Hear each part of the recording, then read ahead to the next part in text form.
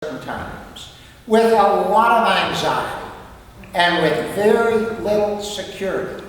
The last 2 weeks have shown us that just smack in the face. We've seen it, and we ache because of it. 21 years ago today, our world changed, and we've been anxious ever since. And I suspect that anxiety is going to last a good bit longer. And even this morning as we sit here, we're aware of problems that have been in our lives, economic problems that we haven't seen since the 1930s, if you will. How safe are our jobs? What's the market doing? Is our 401k? Is our life savings? They're shrinking. Are they going to last long enough? Will some clever scumbag come and steal our identity and drain our savings account or our checking account? So with all of the threats that hover over us, God can seem sometimes so far away. But do we stop believing in God? No. We don't stop believing in God. We don't change religions or faith. We just want something, though, that we can hold on to. We want some security. We want something to go in front of us into the unknown. And that, folks, is when you and I open the door to idolatry. Idolatry isn't necessarily bowing down to a statue of a golden calf. Idolatry is not being secure enough to trust the unseen God with an uncertain future. Idolatry is us being afraid to make ourselves vulnerable to the future that God has for us, even if we don't have any idea of where we're going. Our temptation to idolatry is not that we're going to stop believing in God. It's doubting that God and God alone is enough to take care of us. It's us wanting to control God. It's me and you wanting to bend God to my wishes and to your wishes. We respond to our anxiety and we create idols. We turn the wisdom of investing our money into the idol of trusting our money. We turn the responsibility of doing the very best that we can do into the idol of being the greatest success that we can possibly be.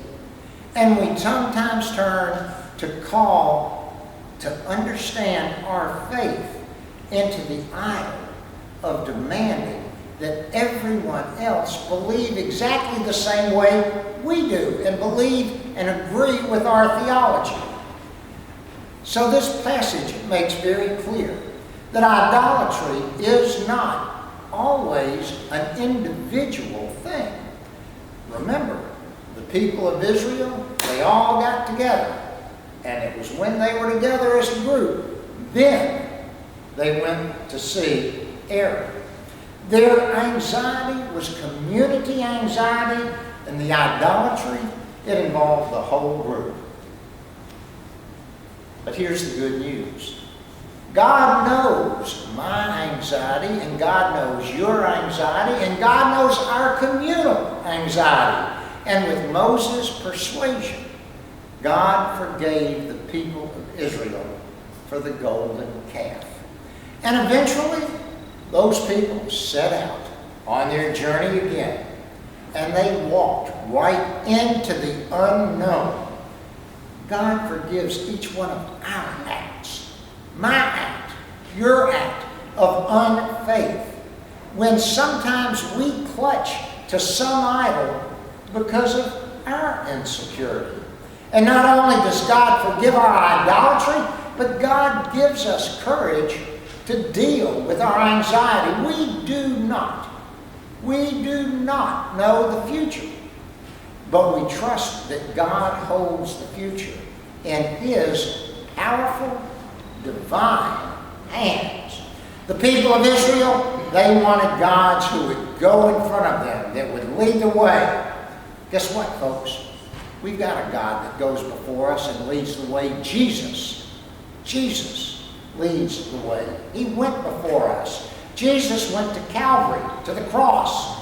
And Jesus doesn't just provide for our salvation, but He shows us and He teaches us how we are to be vulnerable just as He was. In Jesus, we can trust in God's future.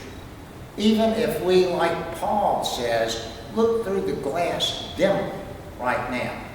We see the future very fuzzily. And we get no guarantee that everything is going to work out the way that we want it to. But we do get assurance. We get assurance that God is with us every step of our journey.